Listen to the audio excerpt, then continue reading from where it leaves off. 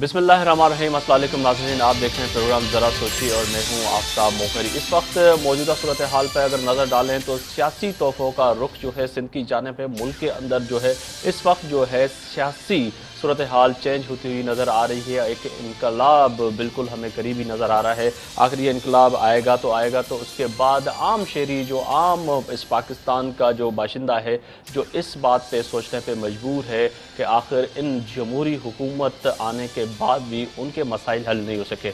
मसाइल तो बिल्कुल वो थे जो मैनिफेस्टो लेके तमाम जमातें आप और हमसे वोट लेने हमारे बीच आई थी। वो मसाइल यही थे कि हम इक़्तिदार में आएंगे तो आपकी तकदीरें बदल दें। तकदीरें तो नहीं बदली, इस मुल्क के अंदर वही हुआ कि यहाँ पर जो है आम बंदा वही सवाल आज 4 साल के बाद फिर करने पे मजबूर है कि उसको रोटी कपड़ा मकान नहीं मिल सका। रोटी कपड़ा मकान का नारे लगाने वाले वो हुक्मरान ने जब वोट लेने आपके और हमारे बीच में आए थे तो उन्होंने कहा था कि जब हमें वोट देंगे तो हम दूध की और शहद की नदियाँ बहानेंगी। नदियाँ तो बहीं इस मुल्क के अंदर, वो खून की नदियाँ बहीं, खून की नदियाँ 4 साल भी बहती रहीं। और मैं समझता हूँ आज जब मैं ये प्रोग्राम कर रहा हूँ इससे 1-2 दिन पहले भी आपने देखा कि पेशावर में एक बड़ा ब्लास्ट हुआ जिसमें कई लोग ज़ख्मी भी हो गए। इस शहर में, इस मुल्क में कई धमाके भी हुए और इस मुल्क में कई लोगों की जानें भी चली गई। और उसके साथ साथ हमारे मौजूदा हुक्मरान ये दावा करते हुए तो नज़र आए कि हम निज़ाम बदलेंगे और सिस्टम बदलेंगे। कोई सिस्टम नहीं बदला।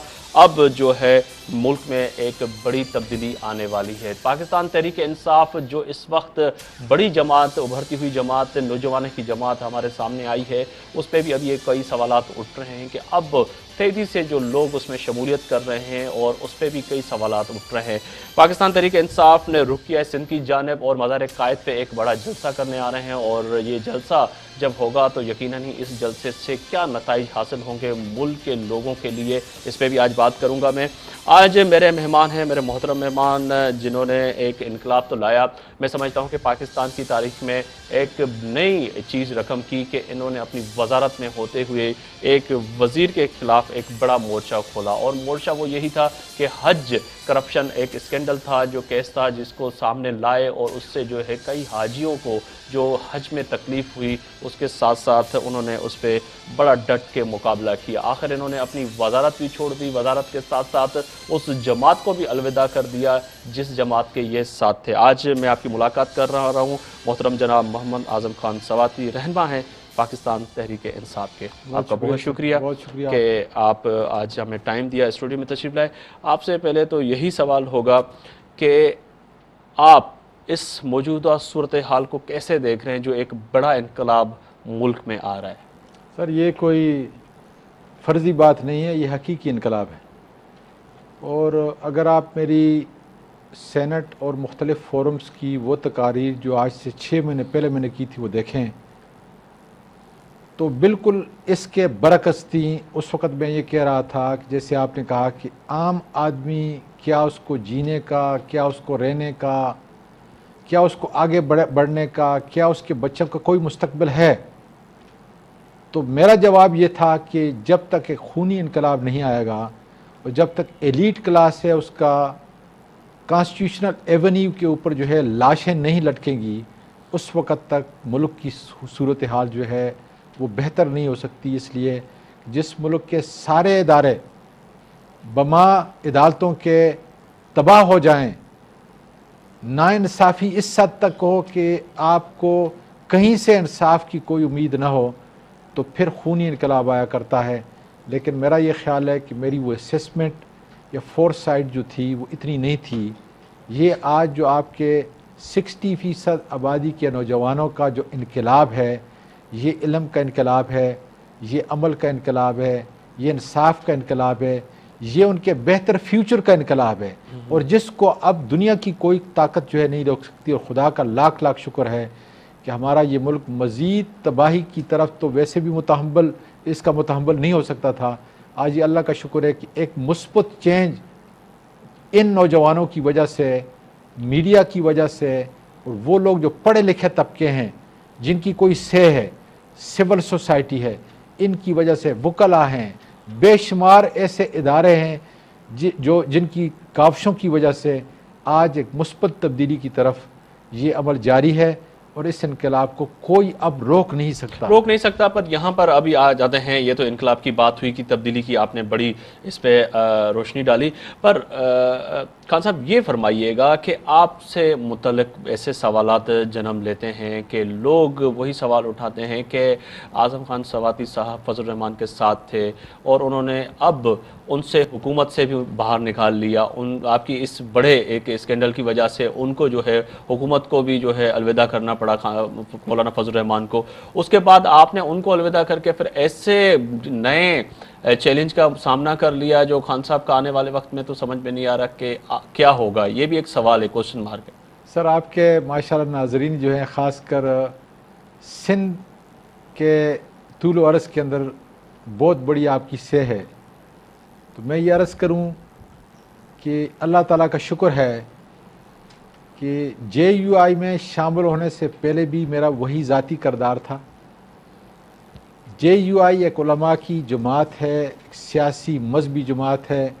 اللہ کا شکر ہے کہ وہ اس جماعت میں شامل ہونے کے بعد چھوڑنے تک وہی کردار ہے, اور اب جو پی ٹی آئی کے اندر آیا ہوں وہی کردار رہے گا.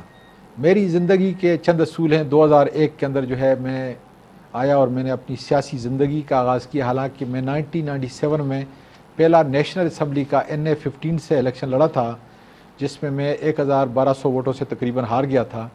لیکن پھر میں واپس چلا گیا تھا اور 2001 میں مانسرا کا ڈسٹرکٹ ناظم جو ہے جیت کے آیا. جی اس وقت میری زندگی کے بڑے اور ایسے ہی اصول ہیں جو ایک پبلک سرونٹ کو پبلک لائف میں اپنا کریکٹر دوسرے کو دکھانے کے لیے اپنے آپ کو پیش کرتا ہے.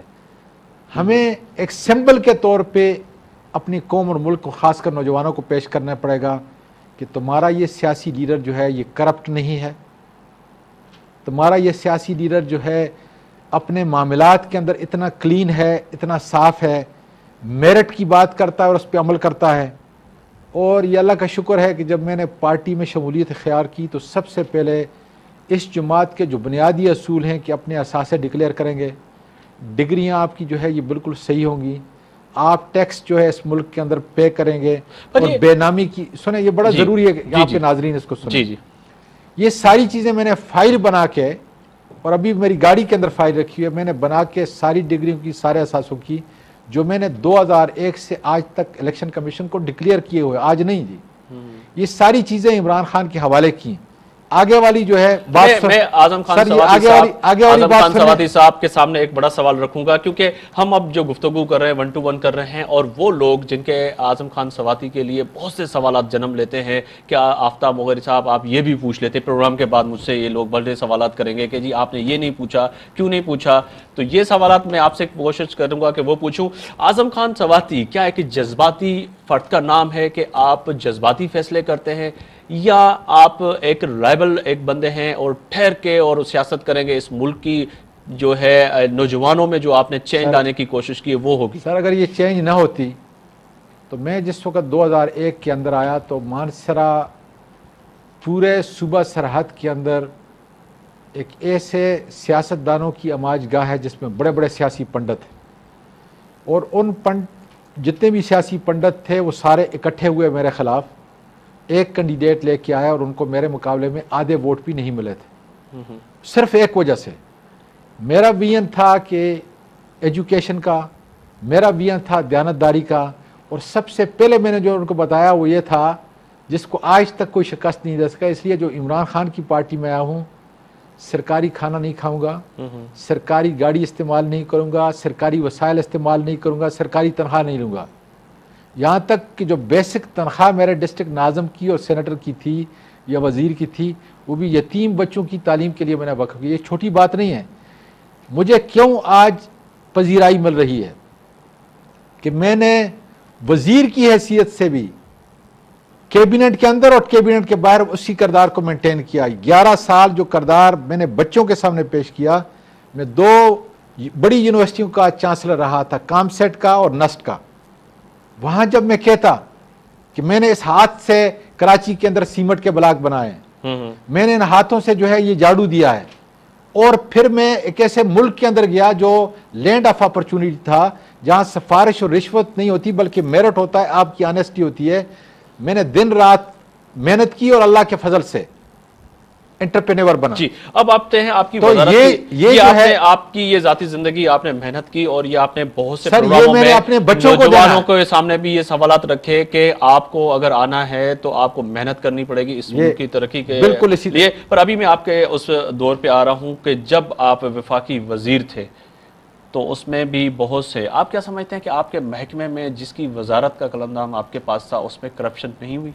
سر سب سے بڑی بات یہ ہے کہ اللہ کا شکر ہے کہ وزیر کی حیثیت سے آتے ہی میں نے پہلا جو اسکینڈل پکڑا تھا وہ NIO کا، نیشنل انسٹیٹیوٹ آف اوشنوگرافی میں 50 کروڑ روپے کا وہ جہاز تھا جو مجھ سے پہلے ایک وزیر اپنے عملے کے ذریعے سے جو ہے خریدنا چاہتا تھا، جس جہاز کی قیمت 10 کروڑ روپے تھی. اور میں نے کیبنٹ کے اندر اس وزیر کو کہا تھا کہ you have violated the code of conduct, deemed you better resign it. یہ میرے الفاظ تھے، وہی میں کوٹ کر رہا ہوں. پھر میں نے آپ کے صدر کو اور وزیر اعظم کو خط لکھا جو میری وزارت کی امانت ہے اس فائل کے اندر لگے ہوئے ہیں. میں نے کہا ان اشخاص نے یہ 50 کروڑ روپے اس وزیر سے. پھر میں نے آپ کے صدر کو اور وزیر اعظم کو خط لکھا. میں نے کہا آپ کا وزیر سرکاری تنخواہ بچوں کے لیے وقف کر رہا ہے اور اس کا کوئی خرچہ نہیں ہے، کیا آپ یہ کام نہیں کر سکتے؟ دیکھیں یہ آپ کے ناظرین اور آپ کے لیے بنیادی باتیں ہیں. آپ کا بچے جو ہیں آج اس سندھ کے اندر یہ سننے کے لیے ترس رہے ہیں کہ ان کا کوئی وزیر ہو، ان کا کوئی پولیٹیکل لیڈر ہو تاکہ وہ ایک آئیڈل کریٹ کر سکے جو قائد اعظم کا آئیڈل تھا. اور اس کے ساتھ میں نے 3 مثالیں قائد اعظم علیہ رحمت کی میں نے منسلک کر کے جو ہے زرداری اعظم خان سوادی صاحب، پاکستان اسٹینڈرڈ کوالٹی کا ایک ادارہ آپ کے زیر چل رہا تھا منسٹری کے، اس میں آپ نے جب یہاں پہ کراچی میں وزٹ کی تو بہت سے صحافیوں نے آپ کے پاس سوالات یہ بھی رکھے جو میں نے بھی دیکھے کہ آپ کے محکمے میں ایسے لوگ موجود ہیں جب میڈیا کو لے کے وزٹ کرایا جاتا ہے کہ ہم یہاں پہ چھاپا مار رہے ہیں، پہلے سے ہی لوگوں کو بتایا جاتا ہے. دیکھیں یہ آپ کے سامنے بڑا ایک سوال تھا کہ سر کھانے پینے کی چیزوں میں پاکستان میں کتنی ملاوٹ ہوتی ہے، اس کے لیے آپ نے کیا کیا؟ بہت بڑا ادارہ ہے وہ، اگر اس کو ہم اسٹرینگتھن کر دیں. جی میں نے سب سے پہلے اس کے اندر یہ کام کیا کہ ایک اچھے DG کو میرٹ کے اوپر جو ہے انڈکٹ کیا، جو بعد میں جو ہے وہ باقاعدہ سیکٹری سائنس اینڈ ٹیکنالوجی.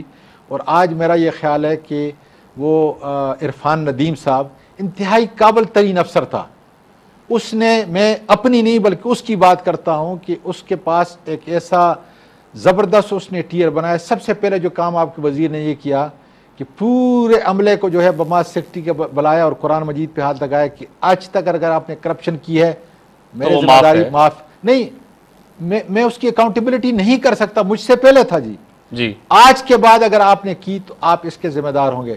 اب میں آتا ہوں، آپ کی آج چینی جو اس ملک کے اندر بک رہی ہے، باقی تو چھوڑیں جی، فارماسیوٹیکل جو ہے، ہیلتھ ہیزرڈ چیزیں جو ہیں آپ کی، جو آپ کے بنیادی ہیلتھ، وہ اتنی خطرناک اور سب سٹینڈرڈ ہیں. پر یہاں پہ اعظم خان سوادی صاحب میں بالکل کریں، پر میں ایک سوال رکھوں تو آپ آگے بڑھ جائیں گے کیونکہ ایک چینی کی بات ہوئی ہے تو اس وقت ملک میں ابھی بھی چینی نہیں ہے. جو خواتین پروگرام دیکھ رہی ہوں گی تو وہ کہہ رہی ہوں گی، سوچ رہی ہوں گی کہ اعظم خان سوادی صاحب سے یہ پوچھیں کہ آپ کے دور حکومت کے میں نے ہی پتہ نہیں کتنے پروگرام کیے اور میں نے اس پروگرام میں یہ بھی کہا کہ خان صاحب کے چینی کے لیے چین بھی گئے، پھر بھی چینی نہیں ملی آپ جب وزیر تھے. اس کے باوجود میں انڈسٹری کا نہیں منسٹری نہیں تھے، پر کہنے کا مقصد ہے کہ یہاں پر کوئی شک کی بات نہیں سر، پاکستان میں اتنی کرپشن عام ہو گئی تھی کہ چینی بھی نہیں مل رہی تھی. سر یہ اور چینی اسکینڈل کو جو ہے خدا کے فضل سے میں نے سامنے لے کے آیا. چینی اسکینڈل پہ میں باقاعدہ طور پہ جو ہے، اور میں نے وزیروں کو قرآن کی آیات پڑھ کر کابینہ میں سنائی کہ ایک نہ ایک دن اللہ تعالیٰ کہتا ہے کہ میں تم سے حساب لوں گا. اور میں نے کہا کوئی آدمی کرپشن نہیں کرتا، ہمارا انڈسٹری کا وزیر کرتا ہے. یہ باقاعدہ طور پر اعظم خان صاحب یہ فرمائیے گا کہ اتنی آپ بہت سی چیزیں آپ نے صورتیں بھی سنائی، وزیر اعظم کو صدر صاحب کے سامنے بھی بات رکھی، یقیناً اپنی قیادت مولانا فضل الرحمان صاحب کے سامنے بھی بہت سے ایشوز پہ آپ کی بات چیت ہو رہی ہوگی کہ یہ بھی کرپٹ ہے، یہ بھی کرپٹ ہے، پورا سسٹم ہی کرپٹ ہے. تو اعظم خان سواتی نے اس وقت ریزائن کیوں نہیں دی، کیوں نہیں آپ نے اس جماعت سے الوداع کیا؟ یہ میں جواب جانوں گا. ایک چھوٹا سا بریک ہے، بریک کے بعد یقیناً اس سوال کو ناظرین اٹھائیں گے کہ اعظم خان سواتی صاحب نے بہت سی باتیں اس وقت اپنی جماعت سے بھی کی ہوں گی اور وزیر اعظم اور صدر کے سامنے بھی رکھی ہوں گی اور کئی کابینہ کے سامنے باتیں رکھی اور بہت سے میڈیا کے سامنے بھی آ کے خان صاحب نے بڑی کھل کے بات کی. آخر اس وقت استعفیٰ کیوں نہیں دیا؟ اس پہ آئیں گے، آپ بھی سوچئے گا. بریک کے بعد آ کے ہم اسی سوال پہ بات کریں گے.